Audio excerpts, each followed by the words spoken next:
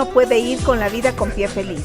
¿Sabe qué? Usted puede convertir su calzado, el preferido, en un calzado ortopédico gracias a todas las plantillas ortopédicas que Pie Feliz puede disponer para usted. Así es que si usted tiene pie plano, pie cabo o cualquier tipo de malformación en sus pies, recuerde que es importante cuidar sus pies para que pueda dar pisadas y no se dañe ni sus rodillas, ni su cadera, ni su columna. Con Pie Feliz, que está ubicado siempre al lado de una rápida, entonces usted puede conseguir el confort que necesita, la estabilidad en su caminar y todo lo que usted necesita para el bienestar de sus pies, con Pie Feliz, por supuesto. Y así estamos nosotros, continuamos acá, siempre en Vive Unción, teniendo temas importantes para usted, Cari. Exactamente. ¿No es cierto? En este momento. Vamos a dar ya la bienvenida a nuestro invitado. Está con nosotros Juan Pablo Mazón, psicólogo, y bueno, nos sigue acompañando la Rebe. Y hoy tenemos un tema, mi querido Juan Pablo, te habíamos comentado, es justamente por la incidencia que se está viviendo y es muy lamentable, ¿no? El tema de suicidios y también homicidios de los padres, y estamos dejando hijos huérfanos. Entonces, ¿cómo ayudarlos a ellos y cómo enfrentar y afrontar esta situación? ¿Cómo estás? Bienvenido. Muy amables, muchas gracias por la invitación nuevamente. Bueno, es un tema bastante complejo por muchísimos contextos, desde el social, desde el cultural, e indudablemente cuando se ven niños inmersos dentro de las problemáticas como tal. Entonces hay que pensar desde muchos aspectos y desde cómo se vivenció desde el niño la problemática del homicidio. Si fue alguien que observó o vio directamente o fue una persona que luego se enteró de que ha perdido a sus padres. Y ahí viene un contexto familiar de apoyo y de acompañamiento familiar y social. Antes de ahondar en el tema, ¿te parece si vamos ahora mismo con una notita introductoria para luego continuar? Vamos a ver.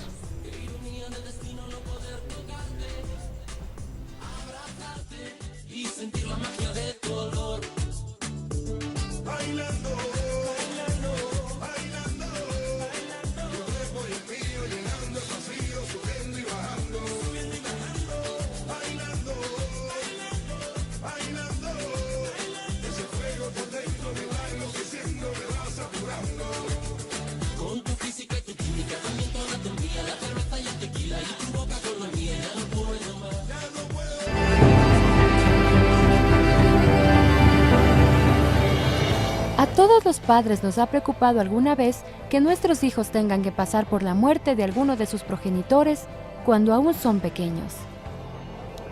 La pérdida de un papá o mamá es una situación dolorosa y estresante en los adultos y en los niños. El entendimiento sobre la muerte y la forma de afrontarlo varían de acuerdo con el nivel de desarrollo del niño y el adolescente. En realidad, podemos decir que la muerte del padre o la madre constituye una experiencia que afecta la manera en que el niño estructura su mundo.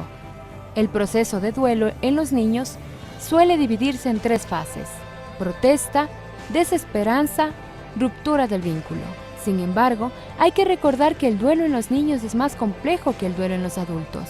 ¿Cómo pasa el duelo un niño? ¿Cómo podemos ayudar a nuestros pequeños ante una situación así? Hay 3 temores muy frecuentes en el duelo infantil. Primero, ¿causé yo la muerte? Segundo, ¿me pasará esto a mí? Y tercero, ¿quién me va a cuidar?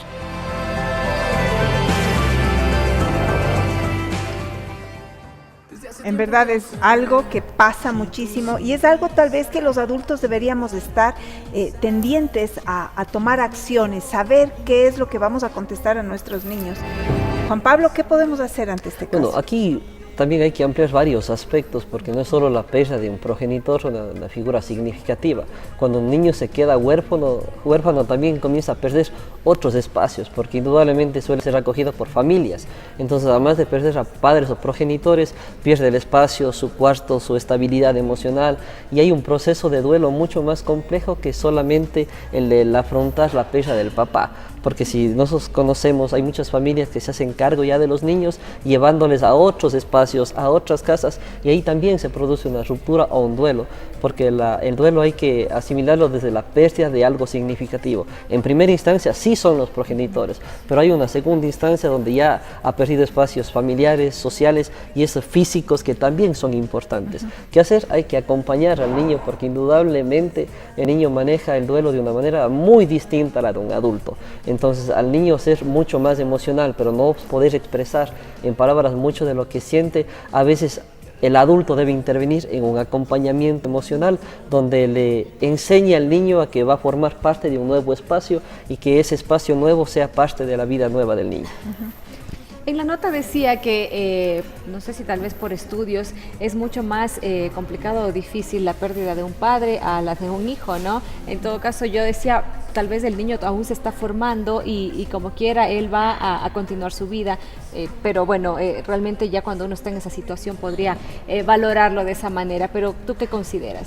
Bueno, a nivel social o familiar, un poco nos preparamos, entre comillas, si se quiere, para la pérdida de nuestros papás, pero ya siendo adultos. Ajá. Es muy diferente que un padre se prepare o tampoco lo concibe que va a perder a un hijo en algún momento. Entonces, esos periodos de duelo sí son distintos porque las aspiraciones de un ser humano no es perder a un hijo, pero sí, mediante pasa el tiempo, un hijo sí, entre comillas, se prepara para la pérdida de un padre, pero en una vida adulta ya.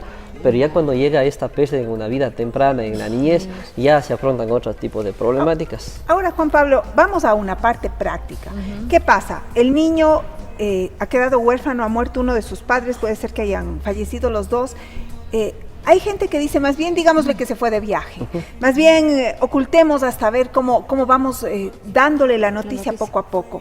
¿Cuál es la mejor forma de abordar esta noticia? Ya, para mencionar la pérdida de un progenitor, indudablemente debe estar inmerso personas adultas dentro del contexto del niño que le digan, porque decirle ya va a venir de viaje o se fue un momentito, el niño piensa o idealiza que en algún momento regresa, pero todo el tiempo no se enfrenta o se enfrenta al que no viene, indudablemente eso genera bastante frustración. ¿Qué hacer como personas adultas? Acompañarle en este proceso de duelo al niño, obviamente normalizando mucho de lo que siente. Nuevamente, repito, el niño es muy emocional, pero no lo puede evocar en el lenguaje, entonces él va a estar un poco irritable, en ocasiones agresivo, como dicen muchos adultos, está tratando de llamar la atención, pero simplemente está enfrentando un proceso de duelo normal para el niño, y si un adulto no comprende el sufrimiento de un niño, lo va a tender a reprimir, a decir, bueno, ya mi hijito ya pasó, ya estás en este espacio, mira, tú estás vivo, etcétera, etcétera. El acompañamiento sí debe ser emocional, pero también el adulto que acompaña al niño debe estar preparado para todo lo que conlleva el proceso de duelo del niño. Si nosotros como adultos a veces pasamos por situaciones emocionales difíciles y lo primero que hacemos es tornarnos un tanto resistentes o agresivos, imagínense un niño que ha perdido prácticamente todo su mundo o sus figuras de apego significativas. En los niños puede darse el caso de que de pronto tiendan también a deprimirse demasiado y en algunos casos al suicidio, tal vez porque dicen, bueno, ¿yo aquí qué voy a hacer? Por más que esté recibiendo ese apoyo de su familia, de sus abuelos, sus tíos, ¿no? Sí. Hay una teoría que se llama teoría del apego. El apego es directamente con figuras significativas, en este caso los padres. Cuando esas figuras significativas no están por muerte, entonces el niño sí pierde un gran soporte emocional. ¿Y se puede dar depresión? Sí, se puede dar procesos ansiosos también, se pueden dar conductas autolesivas, sí, y en algún momento una conducta suicida también se puede evocar. Pero nuevamente, si hay un acompañamiento familiar, social y educativo, no es que sea menos difícil, pero al menos se va a ir solventando desde otros espacios el acompañamiento al niño, porque recordemos que el niño está inmerso en una familia, pero también en un contexto social y educativo, en donde también es visibilizado como el niño que perdió a sus padres.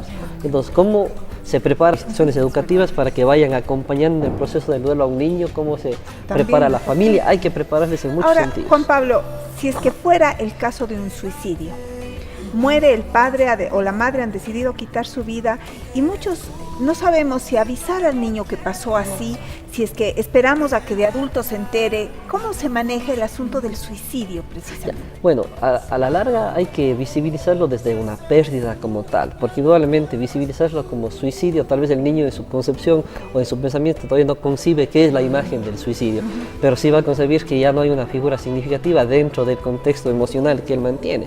Yo repito, en ocasiones en el afán de precautelarle al niño se le miente desde muchísimos aspectos cuando hay que decirle una realidad que es evidente, porque el papá no va a estar presente. ¿Ya? Entonces sí hay que decirle al niño los adultos significativamente ligados, porque el niño se va a dar cuenta que el papá no está, que ya se salió de la casa, que ya está viviendo con otras personas. Entonces el niño va a enfrentar varios procesos de duelo y si la mentira está de por medio, el niño tiende a fantasear con la llegada del papá que no va a venir. Entonces se va a frustrar constantemente. ¿Se puede llegar a dar que ya cuando ese niño pues ya comienza a crecer y ya es adulto, puedan quedar secuelas, por más que desde un inicio, como tú dices, haya ese acompañamiento?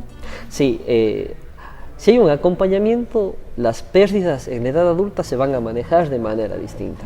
Es usual, por ejemplo, que una persona adulta en una relación de pareja se termine, evoque las pérdidas previas en su vivencia. Entonces, a veces estas personas que han crecido con pérdida de los progenitores llegan a una vida adulta, establecen una relación emocional sana, adecuada, intensa, y se rompe esta relación emocional, entonces evoca muchas de las pérdidas, entre ellas las pérdidas de los papás, y eso sí conflictúa mucho a un adulto. Pero también hay la otra tendencia de los seres humanos a precautelarse ya. Entonces, como yo ya perdí a personas muy significativas en mi vida, voy a una vida adulta y no me relaciono afectivamente con nadie.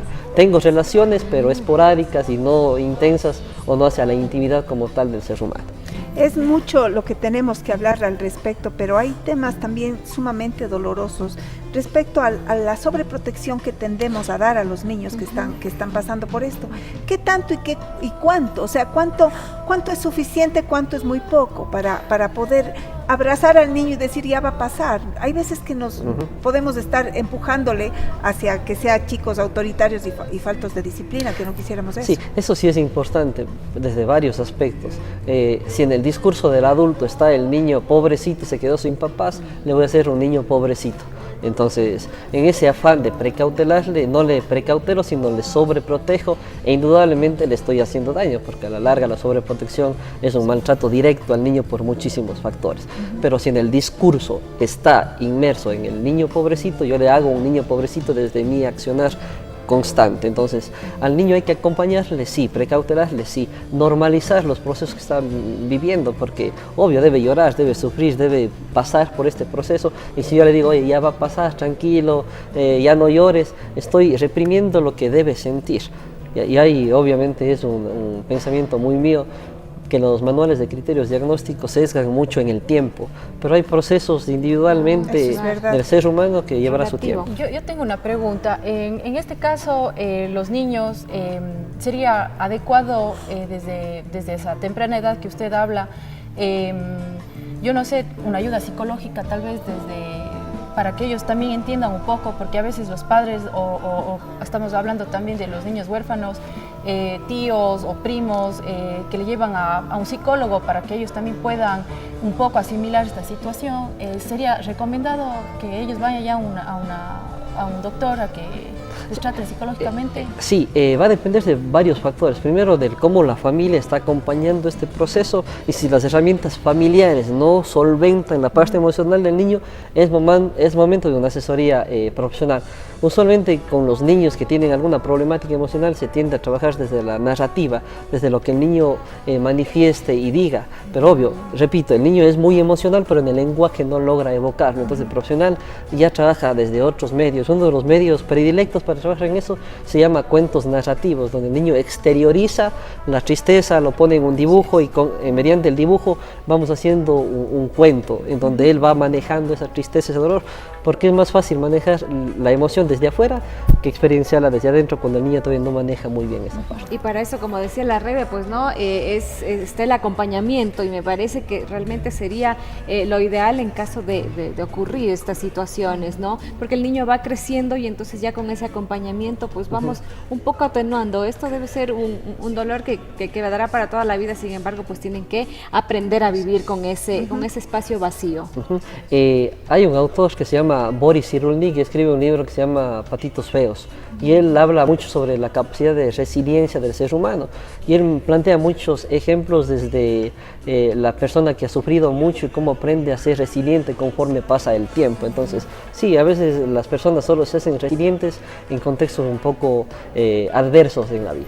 Entonces, los niños pasan por eso. Tan necesario el poder tomar en cuenta que no pasó ya, y que va a seguir todo bien, sino darnos cuenta de detalles pequeños. ¿Cuáles serían esos detalles pequeñitos que puedo yo como familiar darme cuenta que mi niño está pasando algo duro que no puede exteriorizar?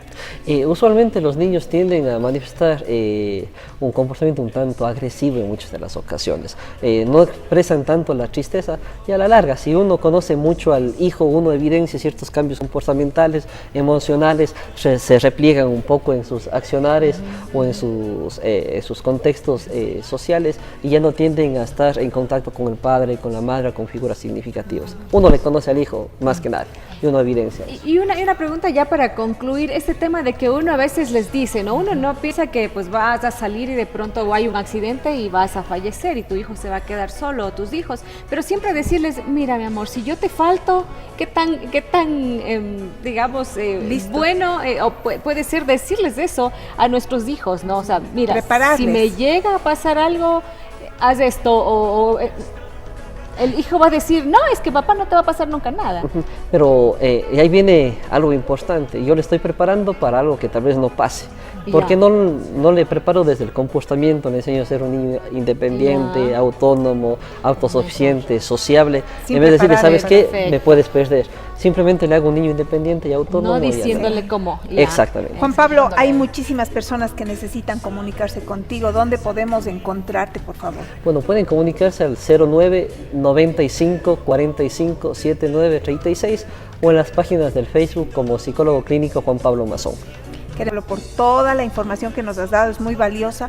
Has movido, yo creo, el corazón de muchos televidentes para que estén alertas. Queremos estar alertas por la sanidad emocional de nuestros hijos, de nuestros pequeños, a quienes amamos tanto. Así es que, Juan Pablo, queremos agradecerte mucho.